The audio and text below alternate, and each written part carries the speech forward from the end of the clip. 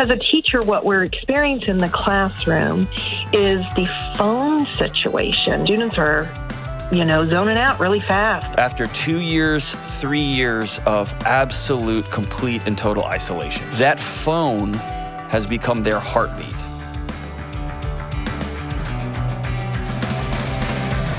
Yo, what up, what up? This is John with the Dr. John Delony Show. I'm so glad that you're with us. We have a packed house, and by packed out there in the lobby, I think 3. Yeah, it looks like 3. Man, they are lining up out here from all over America. Are y'all from all over America? Look at that. You don't even have to. Busted. So glad that you're here. All 3 people here and all 11 listeners. We're so glad to have you. If you want to be on the show, give me a shout at 1-844-693-3291. We talk about mental health, relationships, your marriages, your boyfriends and girlfriends, school, whatever's going on in your heart and mind, the people that you work with, whatever's going on. Or you can go to johndelony.com/ask, A-S-K, fill out the form, and it goes to Kelly. Love to talk to you on the show. We got a packed show today, so let's get right to the calls. Let's go to Kim in Columbus, Ohio. What's up, Kim? Good morning. Good morning. How are you? Good. How are you? I'm doing well. Thank you. Very cool. So what's up? Well, I'm a teacher, and I have a situation that is growing every year. But when I'm working with a large group of students, I want to know what's the best way to assess and address the students' anxiety levels. Should I immediately back down when they push back? Great question. Yeah. Give me an example. When you say they push back, what does that mean? They will shut down. They will, no, I'm not doing it. I can't do it. Those kinds of things. And I teach a subject matter that is related to their future. It's for career in college. I teach business. Okay. And so oftentimes it's about presentations that are verbal. Sometimes it's about rapid response. Sometimes it is, ways that make them feel a little uncomfortable. Everybody does a little bit. But I have some students that the level is just so high. Yeah. They can't even do it. So have you gone through, at the college level, we had to do this. I don't remember doing it when I was a high school teacher, but that's more of I wasn't a good high school teacher, so I think that's probably more to it. But have you gone through pedagogically and pulled apart, I'm trying to say this sound like an idiot, or sound like a nerd. Have you sat down and said, for this next section, the goal here is to learn how to be comfortable being uncomfortable? And here is what the business world looks like when your boss walks by and says, why are you working on this? And your heart starts racing and you go to fight or flight. And so here's the skills we're attempting to learn here, and we're going to on-ramp into it. Have you pulled it apart that way for them so they know why they're engaging in these things? Absolutely. Great. And, trying to have them understand the why behind it always is important no matter what the assignment is. Love it, love it, love it. Okay. So there's a couple of things that I've been successful with working with students. Now, these are college students, so again, it's a different population, so extrapolate from it what you will, okay? Mm-hmm. I got this from my wife, and she's a savant. She's a genius working with elementary school kids, so we'll find you in the middle here. Yeah. I would pass out note cards to my college students, and I'd say, write down on this thing something you didn't get, something that I blew by and that you are going to loop on for the rest of class, something that you're struggling with. Here's what I was providing them. I was providing them a release valve. Like, just think on top of a machine, a tss. Yeah. And I ultimately moved to a folder. And this sounds so cheesy and lame. It was incredible. It was a folder that allowed them to, every class period, how did you do? 1 out of 3. Did you show up prepared? Did you pay attention? Were you locked in? How did I do? 1 out of 3. What's one thing you learned? What's one thing you screwed up? And we just had a folder, and they got to design the folder. They had to talk about why they designed the folder the way they did in class. Here's what I was trying to give them. A, some autonomy.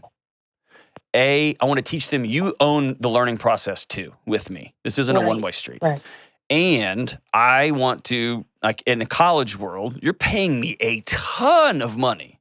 I want to make sure, not that I'm giving you, like, that this isn't entertainment, but you're paying me a lot of money to teach you biology. And if I'm not communicating in a way that you get biology when we're done, I need to be better at teaching this because that's the transaction we're making here. And so, but it gave them some autonomy. And what I ran into really fast was they began to take ownership of, I've got a role to play here. And so some of my favorite ones was when someone would say, you had a 2, Delony. Like you were kind of, but I didn't show up. I didn't show up prepared. And so I'm going to, right? They had to think about that for a second. Here's where anxiety loops in. Anxiety starts with, I'm disconnected, right?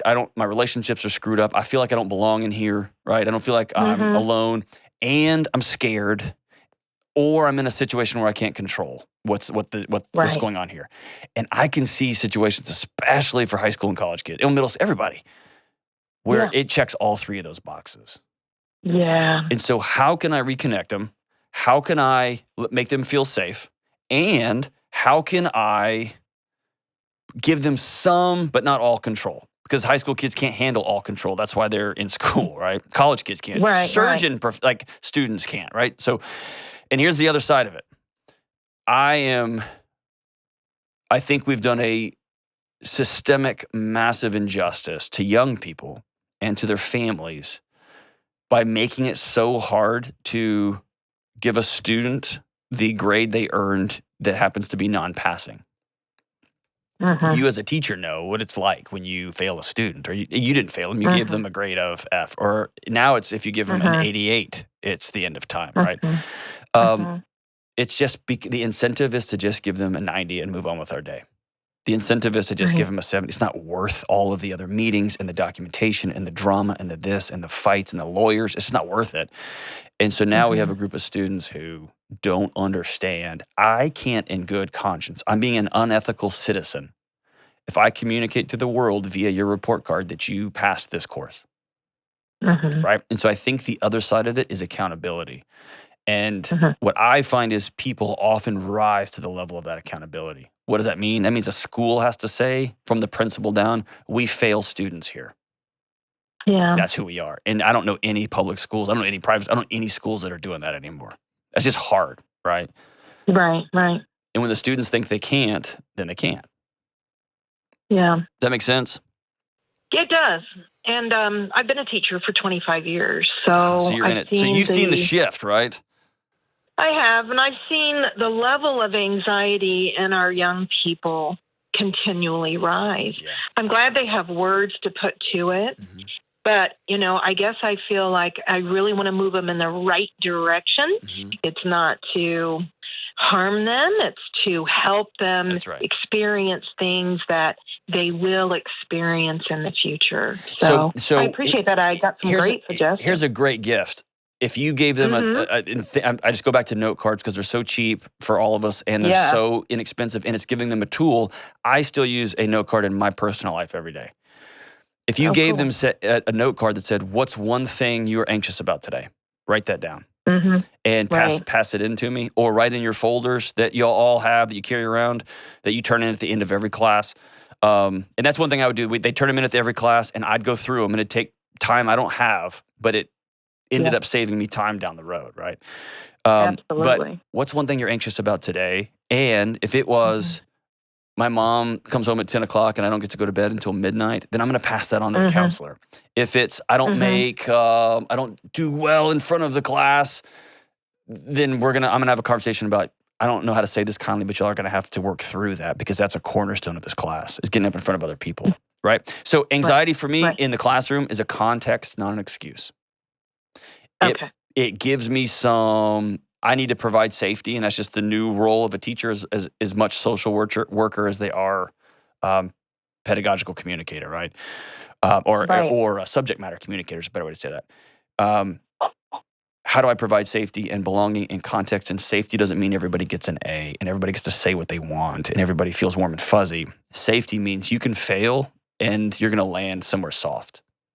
Right. You're going to get up in front of class and say something really ridiculous, and we're not going to execute you for it. That's safety, right? And they may not have that in the workforce. They probably will not, right?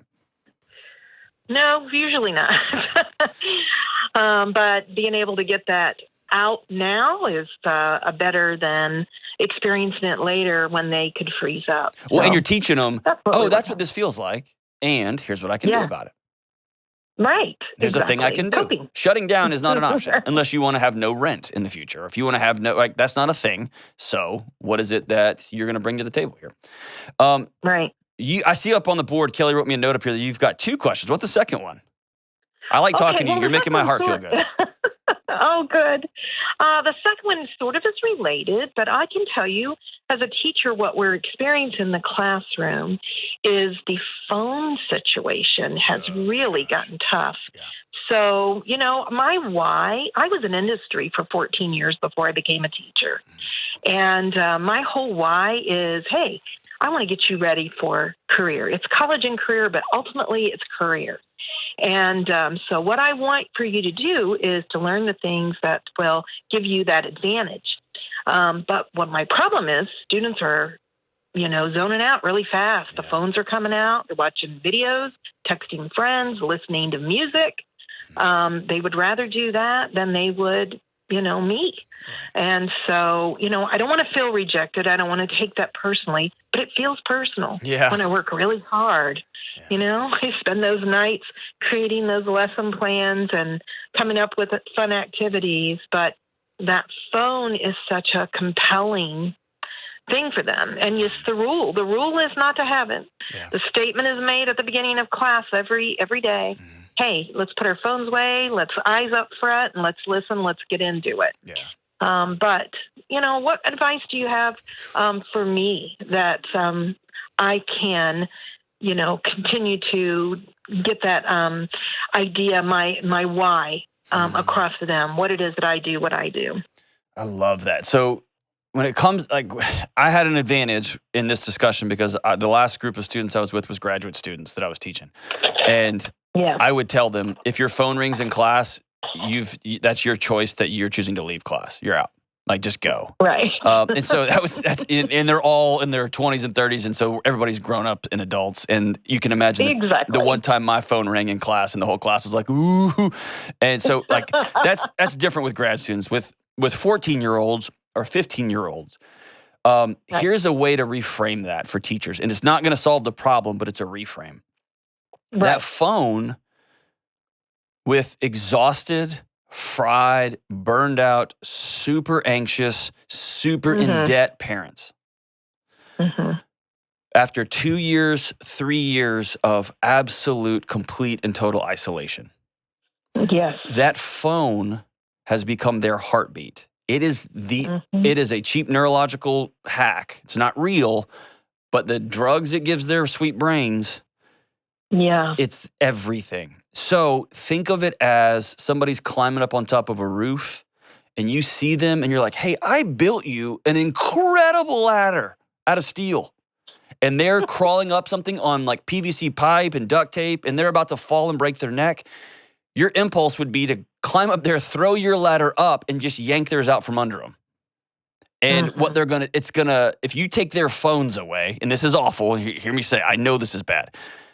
I'm going to send a 14-year-old into fight or flight. They're done for the day. Mm-hmm. Right?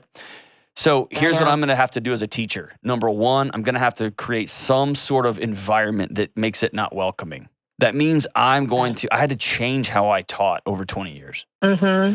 And I hated that because I thought I was incredible. I thought I was the greatest teacher of all time. And that means I had to chop things up in smaller bite-sized pieces. We would do a piece of lecture, and then I'd put them in. They had to work on something, and then they had to give it to the class. Then we're back to, right? Instead of me just lecturing for 45 minutes and they do the homework at home, right? So I had to chop it up because that's where their attention span is now. Also, I don't know what it looks like in high school. Again, every school is different. There's so much drama all over the country. Is it possible to have a basket where all the phones go in and you put yours in first? I know some teachers that do that. They don't do that in this building. Mm-hmm. Those phones are, little mini computers. They're quite expensive. Yep. And to be able to completely keep track of them is really impossible. So, when it comes to test dates, they're pretty good about it. They'll put it up in the front. But on a regular, everyday basis, it is pretty scary for them to let go of that one thing. So, do you have? I mean, you sound like I would love to have had you as a business professor, as a business teacher. Do you have connectivity to? Let me just say it this way. Here's something I did in a course. So one of my courses that I taught was basically how to run a university. Okay, it was an administrative course. And the course out of the gate was mostly geared towards teaching administrative theories. Here's the way you can run a school. Here's another way you can run a university. Here's another way. I taught that way for a few semesters. And then one semester I blew it up. And what I did was I called my friends. One was a college president. One was a college CFO of an entire system. I think had $1 billion budget or something massive. A provost. I called in people who actually do these things. And I had them teach part of the lesson at the beginning of class. I broke up my students into small universities. And they were all like, one of you is a president, one of you is a CFO, one of you is a provost, chief academic officer, right? And then they had to sit in front of so we talk about firing and administrative stuff. Then the president would walk in and they had to fire a real college president. It was amazing. But then after class, we got to talk about, here's why we just did that. Here's what that looks like. And so by bringing in professionals, I don't know if you can do that in a high school level, but it changed everything, because then the theory wasn't just something in a book that they were half asleep. It was, I just had to present a budget to somebody who does budgets for a living, and she just eviscerated us appropriately, right? Or she affirmed us. I feel so good. Here's why budgeting theories matter. Does that make sense? Is there a way to bring in people in your community and then reverse engineer it?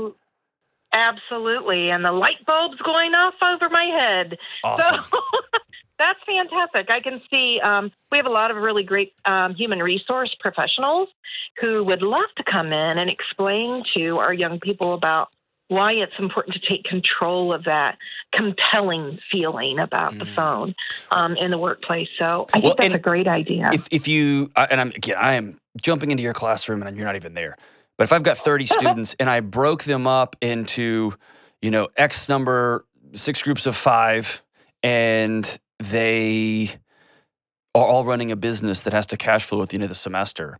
What I know here at work, I've been hired by 2 different executives who hated public speaking. And they hired me as a mouthpiece. Like, you're the guy that's going to go out in front and speak. Right. And they knew as a leader, I need to hire my weaknesses. That's what a good leader does. And so maybe they're not going to be presenting every week or all the time, but they're going to be a part of helping create the presentation you see what I'm saying? So they're creating the business world moving forward. I think there's just it's both and. It's these phones have taken over, and I have to understand it's a lifeline for them, and they shouldn't have them. And I, as a teacher, I have to recognize they do. And as a teacher who gets students an hour a day or 3 hours a week or something like that, I can't fight their parents and their home systems and their trauma and their tragedy. I can provide a safe place where they can fail and land softly. And then I can reimagine how I teach so that they can see applicability. Here's how this is going to actually work. There's a person that does it. And here's why this theory is important. Or here's why this practice is important. Here's why you got to speak up loud, because that woman's going to look across the table at you and say, I'm not giving you any money. And what a gift. Let me just say this, Kim. On behalf of all teachers everywhere, you make my heart feel good that you're figuring all this stuff out. Here's what I'm going to do. I'm going to give you a couple of things, okay? I'm going to send you 5. I'm going to send you 5 copies of Redefining Anxiety. It's really thin, and I wrote it so that a high school kid, a college kid, anybody can read it and get it. And you can have it in your desk drawer, and if somebody's really struggling, you can hand it to them, and it does direct people towards counsel. So you might say, you need to go see the counselor, they're going to roll their eyes. You can say, hey, read this, check this out. That might help. The other thing I want to give you is I'm going to give you 2 copies of my friend Ken Coleman's book, From Paycheck to Purpose. If you get a couple of students who are thinking about, man, what would it look like to find work with meaning? Man, what a great gift this book could be to give to a student. You could check it out to them. And it's pretty cool when a teacher points at you and says, hey, I believe in you. I think strongly of you. here's this thing, read it over the next couple weeks and bring it back to me, then I think that it's inspiring, right? And I don't know, it's a good bridge between the teacher and the student. So there's a couple things we're gonna give you. Thank you for being so wonderful. You're so great. And everybody will be right back. Have you ever thought about how a lot of us would drop anything to help somebody else, but we often don't give ourselves the same level of care? We spend time, energy, money on everyone else. But when it comes to making time for vacation, for exercise, for talking with a mentor, for sleep, even going to therapy, we don't do it. And we don't even realize it. We don't even think about it. You are worth it. This month, BetterHelp Online Therapy wants to remind you that you are important, that you are worth being well, and therapy is a super important way you can show up for yourself. BetterHelp is online therapy that offers video, phone, even live chat sessions with your therapist. You don't even have to see anyone on a camera if you don't want to. It's more affordable than in-person therapy, and you can be matched with a therapist in under 48 hours. Today, Dr. John Delony Show listeners get 10% off their first month. So decide to invest in yourself. You are worth it. And go to betterhelp.com/Delony to get 10% off. That's betterhelp.com/Delony. All right, we are back. As y'all know, most of you know, I work here at Ramsey Solutions, which was a company based on Dave's commitment to teaching people how to not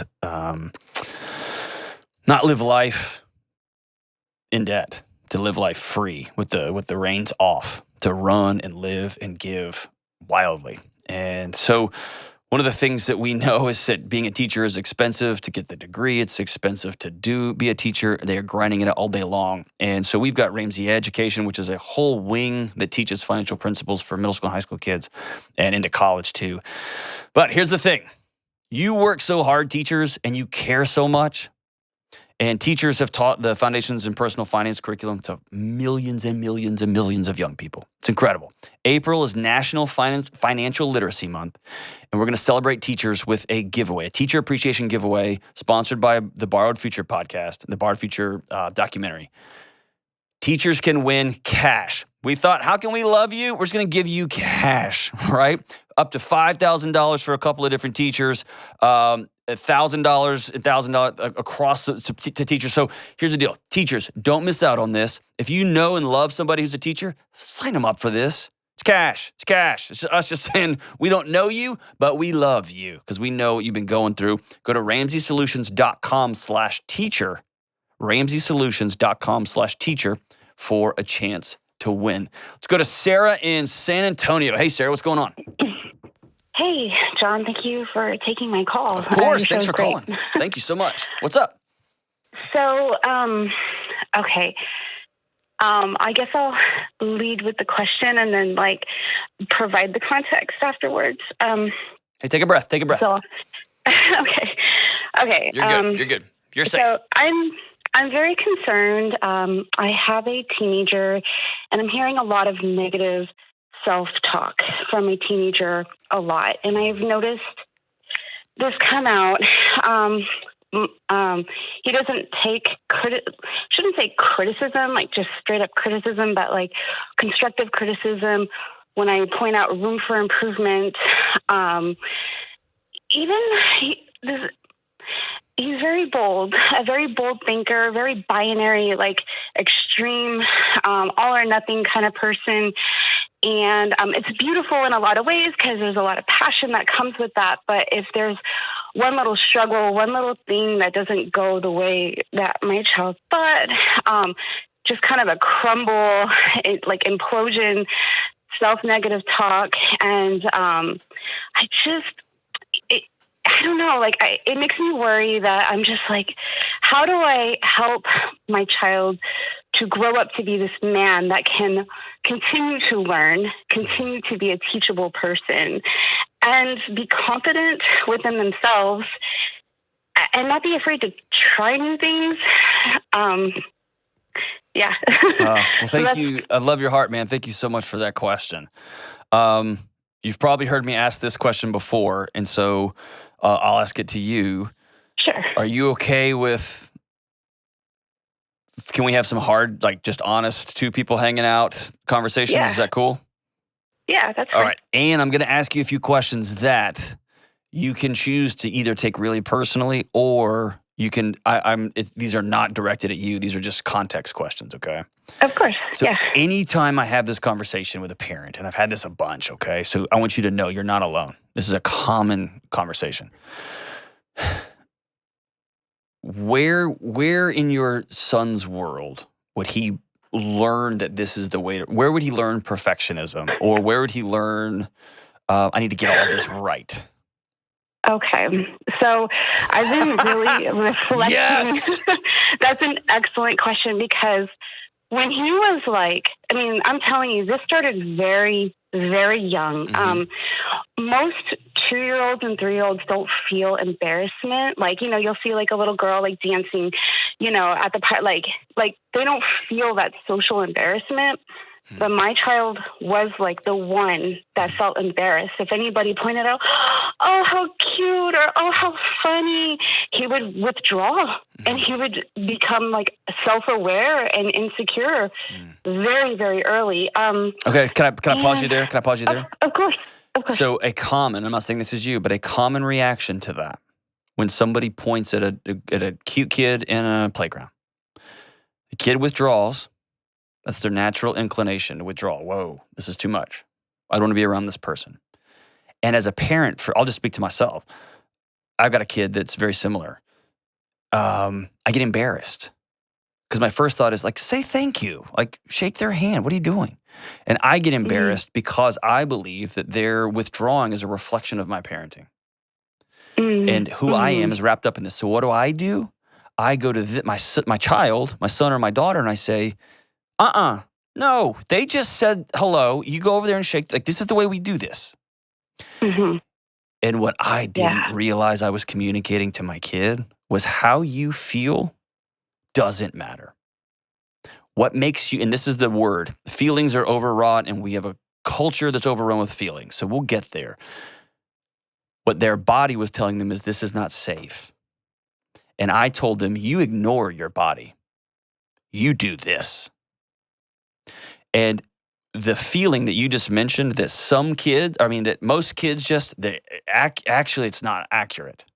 The ones that are at the park do, or the ones that are at this particular thing do. But lots and lots of kids prefer to back away a little bit, or they feel safer around kids themselves. And so if we do this over time, what a kid begins to learn is a disassociation between what their body says is safe and what everyone around them needs from them. What am I supposed to be doing? And so they tune their radar to everybody else to the point that, and again, I am just spitballing here this with your kid, okay? You could say like, John, none of this happened within our house. But you come all the way full circle, and then all of a sudden the child's like, one wrong mistake sets off the we're not safe alarm. Because the full line here is this. When a kid gets overwhelmed, that's their brain saying we're not safe here. And so where I'm going to start is less with what are the right things I need to tell them so that they can just get over. Okay, you got a D on a math quiz. Get over it. Let's move on to the thing. Their brain is saying I'm not safe. Either I don't belong here, I'm not safe, or I'm out of control. I'm stupid. I'm not smart enough for this.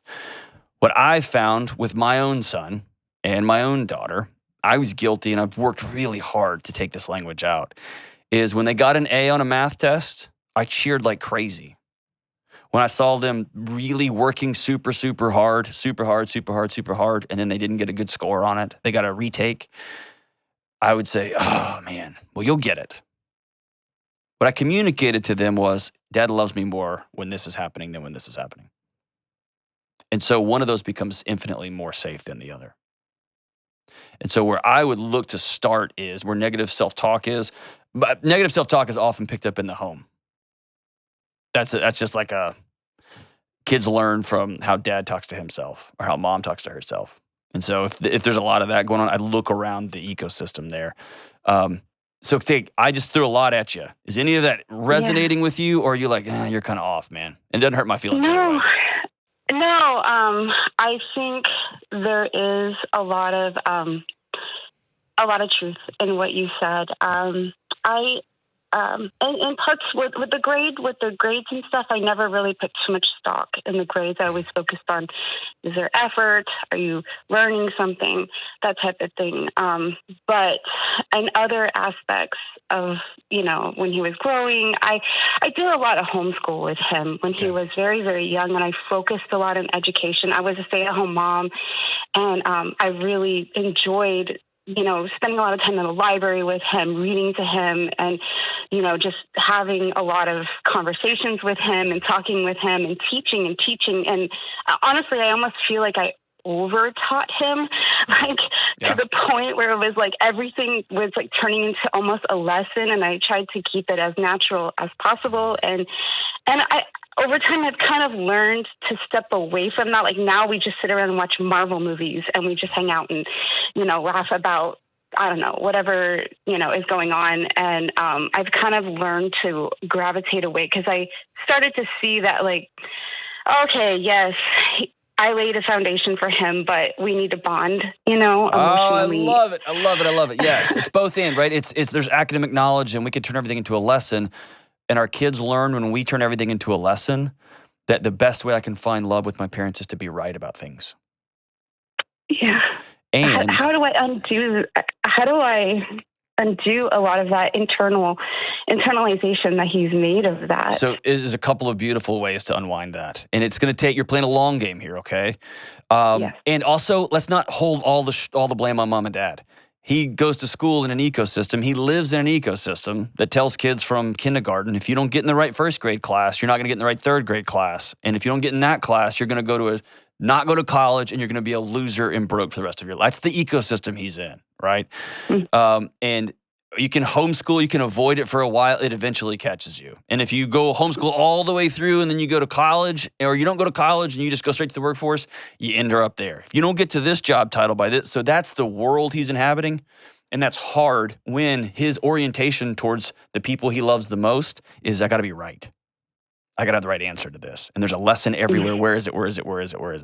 So a couple of cool things you can do to unwind it. One, you've heard me say a lot, get a journal that you share with him that goes back and forth. It's going to be a conversation with mom. Okay. And kids can often read and reread things that when we tell them, they don't hear it. They're going to absorb it in a way, and adults do that too.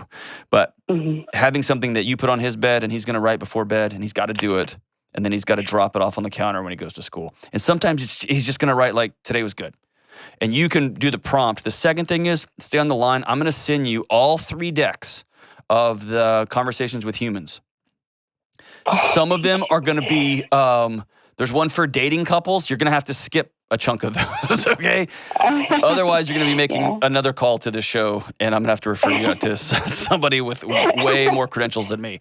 But here's what we're looking for. I want to give here's a question I have in my car. I spent 7 or 8 years trying to teach my son why old punk rock and why old hair metal was the best. And what I realized was he didn't like it. It just didn't resonate with him. But he really loved 90s country, to all of my soul's chagrin. And now I've started to say, hey, what, you're singing along to this song. Tell me what's so great about it. And I don't give him an answer. And I say, that is fabulous, phenomenal. Why do those words, why does Friends in Low Places resonate with you as a 6th grader? Because you don't go to a bar, why is, and he's like, man, it's the melody and it's this. So what I'm giving him control back a little bit of the most important thing I can give him, which is his thoughts and his feelings and his actions. And so I'm going to ask him open-ended questions in a non-threatening way. The cool thing about this deck of cards is it points back. It's not me challenging you with questions. It's just, hey, this is just in the deck. And he gets to learn, what's your favorite movie? And he's going to say it, and you're going to say, my favorite movie is this. Why? He'll tell you why, you tell yours. And he's going to be able to go, oh man, we have different answers to this. And both of us are right. And we both still love each other. You see what I'm saying? So I'm not going to attack the perfectionism. I might if it gets abusive. If he starts hurting himself or cutting or getting angry, right, raging out, I'm going to have some direct interventions there, right? And I do that with my own family. But broadly speaking, I'm going to circle all the way back. I'm going to begin to teach him that I love him regardless of his answers. Mm. I'm going to teach Okay. I'm going to teach him, hey, I changed my mind on this. I used to think this and now I think this. There is no greater gift you can give your kid than saying the words, I changed my mind. Yeah. See what I'm saying? Yeah. So remember this one phrase, behavior is a language. And when a kid is dysregulated, whether they're yelling at themselves, they're wild because they got a 99.5 and they didn't get 100. They are doing drugs. Whatever the thing that they are doing is to cope with the fact that they're dysregulated. What they're saying is, my body is telling me I'm not safe. And that's the greatest gift a parent can enter into that moment. Writing things down, going first and connecting with just open-ended questions about things, and relational. Let's have a date, a son and mom date. We're going to do that every 2 weeks. And the older he gets, he's going to roll his eyes out of the back of his head. Oh my gosh. And you'd be like, if you keep doing that, I'm going to hold your hand the whole date, right? We're going to have dates. And then you know what? He gets to pick where we eat every time. And we're going to let him slowly get some control back, some autonomy back. And you're going to say, that's not even my favorite restaurant, but that's for sure where we're going. And then you're going to find something good on the menu and you're going to eat it. And you're going to say, that's great. You picked a good place. This was good. I'm glad you picked this. And we're going to begin to teach him, I can breathe. My relationship with my mom and my dad isn't based on right answers. It's based on they love me, full stop, period. And now I can rappel off the edge of that rock and swing and do life all kind of wild because they love me. Moms and dads, everything's not a lesson, but everything is about love. We'll be right back. Y'all know there are lots of things that make me nuts, but one thing makes me more nuts than anything else. Buying a home. And my friends who refinance their homes, they tell me it makes them nuts too. I love living in a new home, but I gotta be honest, I'm no good at buying one. And that's why I'm so thankful for people like my friends at Churchill Mortgage. Churchill is a Ramsey trusted provider who we've been sending people to for over 20 years to help with home mortgages. Why? Because they're committed to doing what's right for you. And that means walking you through paperwork that's way over your head. That means making sure you get the right mortgage that you can pay off as soon as possible, and they don't try to upsell you a bunch of nonsense that's gonna hurt you down the road. And most importantly, when you're making this big life change, you can actually breathe because you got an expert and a team who have your back. Listen, if you're about to buy a home and make a big change, save yourself the headache and call Churchill Mortgage today at 888-LOAN-200. Trust me, that's 888-LOAN-200. This is a paid advertisement. NMLS ID 1591. NMLSConsumerAccess.org. Equal housing lender. 1749 Mallory Lane, Suite 100. Brentwood, Tennessee 37027. Programs are for select loan types only and are not available in all states or locations. All right, let's take una más. Let's go to Alicia. Gosh, this is the second show in a row with someone from Oklahoma. What's up, Alicia? Hello, how are you? Good. How are we doing? I'm doing pretty good. Hey, the last person I talked to from Oklahoma did a good job, so I trust you. I trust you. Okay, I'll try. Too much pressure. All right, so what's up? What's up? Okay, so I have been in the military for 7 years. My fiance has been in for 4, and we're kind of at this point where I'm trying to decide if I should stay in the military for another year and a half, or and get out, or should I continue on and be separated from him for potentially 2+ years. Does that make sense? Yeah, totally. So y'all are both in the service and you're getting stationed on opposite ends of planet. Places. Yeah, okay. Yeah. So what do you want to do? I love the military. Like I said, I've been in for 7 years. I feel like it's, I think, the only thing I'm good at, or maybe I've done it my adult life, so I'm just very comfortable here. Ah, there you go. You saved yourself 7 months of counseling just there. You're good at a million things, but you're comfortable. Okay, cool. Yes, I'm comfortable, and so I think it's the unknown of getting out, but I also want to be with him, and Ew. I don't want to be geographically separated for over 2 years. Right.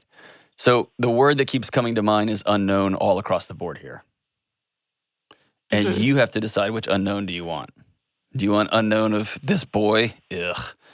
I'm just kidding. That's awesome. I'm glad you found somebody. Do you want unknown of making a leap into what could be the rest of your life relationship and the unknown of not being in the military? Or do you want the safety of, I know what's going to happen Monday, 11 years from now, I know what's going to happen?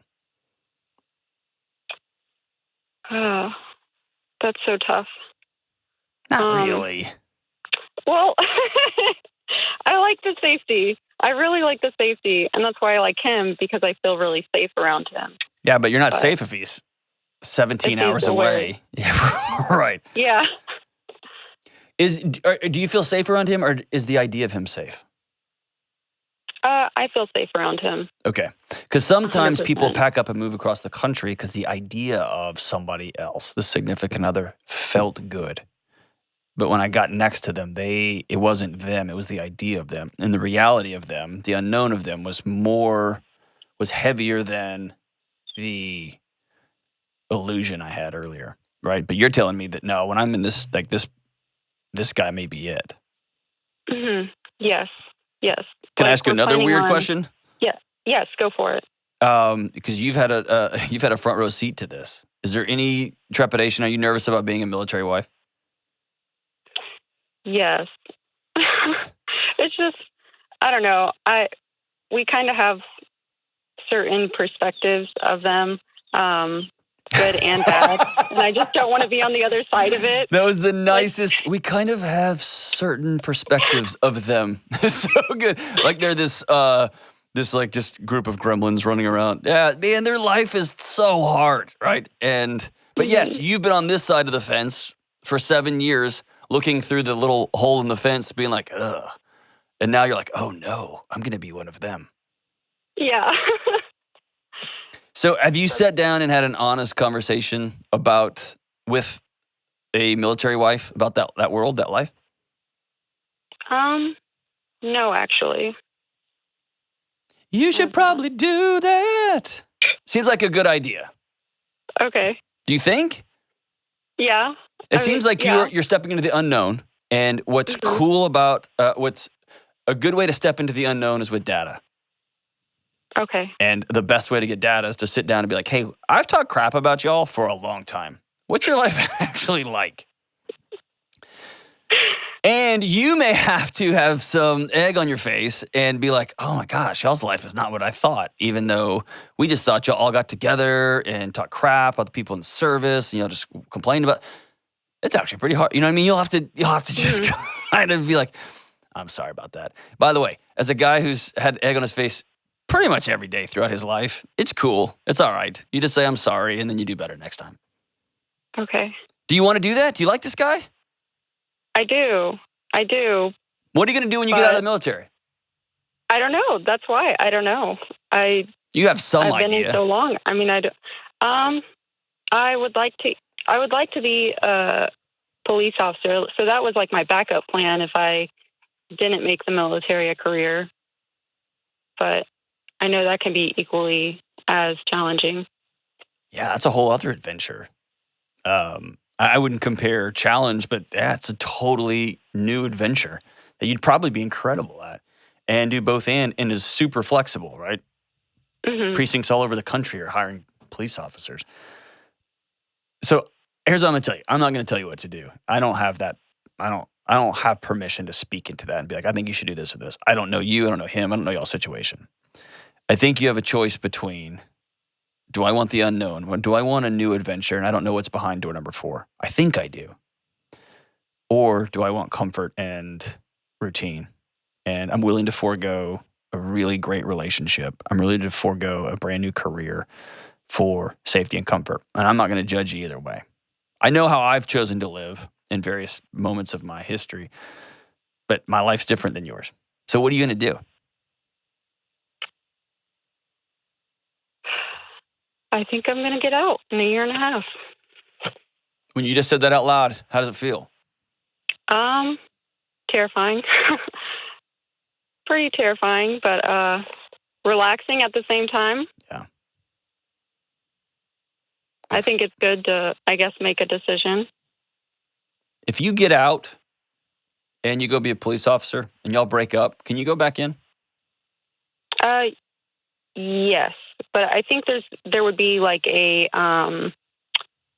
I think they give you a minimum of like a certain amount of time that you can't. You have to wait so many months before you can get back in. Gotcha. I'm just wondering what that looks like. I'm going to do two things. I'm going to send you a copy of my friend Ken Coleman's Paycheck to Purpose book. It just teaches you what do I want to do with my life and what does purpose look like. And it is a bestseller. It's a good book, and I'll just send it to you for free. Okay. And how long have you been with this dude? Since 2020. Oh, y'all are COVID lovers. Yeah. I was going to say COVID daters, but you're COVID lovers. You're about to get out of the military for this dude. Yeah. So is this you see a runway here for y'all? Yes. So we want to like elope later this year. Come down to Nashville. We'll do it here on campus at Ramsey Solutions. Do that. Okay, I'm sure that will go well. He loves Dave, so. Do what? He loves Dave, so. Come on. All right, so here's what I'm going to give y'all for your about to be engaged gift. I'm going to give you a year subscription to Ramsey Plus. If he's a Dave fan, I'm going to hook you up, okay? And here's what it's going to do for y'all. This is going to be it's going to be a tool that y'all can use. Obviously, it's get out of debt and all that kind of stuff. It's got all the app and all the stuff. But more than that, it's a conversation starter for two people who are learning to be on the same page together. And some people are married for 20 years before they figure out how to get on the same page, and they got 4 kids, and they realize we're in a mess. And then some people like you are like, let's do this on the front end. And so as you say, I think I'm going to transition to something else. I'm going to get out of something that is highly regimented, that's run pretty much every minute of my life for the last almost decade. That's terrifying. I'm going to start something completely new. And I'm going to do it with this guy. Oh, this guy. Does he have tattoos everywhere? He does not. Oh, he doesn't? Get him some. Come on, I'm just kidding. This non-tattooed up guy who's probably wonderful. He's an extraordinary guy. We're going to start practicing this stuff together. And we're going to have some conversations about, hey, how do you do money? How did you grow up with money? How do you grow up? What do you think the role of a military wife is? Are we going to move from Are we going to do that? It's going to give y'all a runway to what could be a lifelong awesome marriage. Thank you so much for giving up everything so my family can putter around and do our life. I'm grateful for you, Alicia. Thank you so much. And thanks to that boyfriend of yours. He must be something special if you're going to give that up. And always remember this. There's a map back. If you go out into the unknown and you realize you made a big mistake, there's a map back. Okay? This isn't an all or nothing situation. Cool? Cool. I'm grateful for you. Good luck. Have fun. Let me know when you put in your resignation and you say, hey, I'm a year out, and he proposes, will you let me know? I will. Oh, so cool. You're the best. You're the best. You're the best. Hey, we'll be right back. Do you feel like you're always busy doing something? Lists, chores, work stuff, kid stuff, pet stuff, all of it, but you're never getting anywhere in the areas of life you really care about? Like in your relationships with friends, taking care of your body, connecting with your spouse, a romantic partner, loving your kids? Then it's time to look at the things you're doing and how your actions are keeping you from where and who you want to be. If your actions aren't working for you anymore, that's okay. Now's your chance to get up and choose differently. And that doesn't have to be complicated. In fact, in my new book, Own Your Past, Change Your Future, we'll walk through a common sense approach to mental health and wellness, including steps to change your actions and move you closer towards the person you want to be. JohnDelony.com to start creating the life you want. That's Own Your Past, Change Your Future at JohnDelony.com. All right, as we wrap up today's show, the booth brought me these lyrics. I actually love this song. On behalf of my heartbeat or the other half of my heart that beats out into the world, my son. Song's for you, my man. Garth Brooks, Friends in Low Places, and it goes like this. Blame it all on my roots. I showed up in boots and ruined your black tie affair. The last one to know, the last one to show. I was the last one you thought you'd see there. And I saw the surprise and the fear in his eyes as I took his glass of, not champagne, son, you're in middle school, glass of water with bubbles in it. And I toasted you, said, honey, we may be through. You'll never hear me complain, because I got friends in low places where the chocolate milk drowns and the, cereal chases my blues away. and I'll be okay. Not big on social graces, think I'll slip on down to the oasis. I've got friends in low places, and we all have friends in low places right here on the Dr. John Delony Show. See you next time. Stay in school, don't do drugs. Coming up on the next episode, how did your brother scare you? He would literally push us down and get in our face and pin us down and wouldn't let us go. Your older brother is supposed to be your pathway through life, right? Supposed to clear the deck for his baby sister.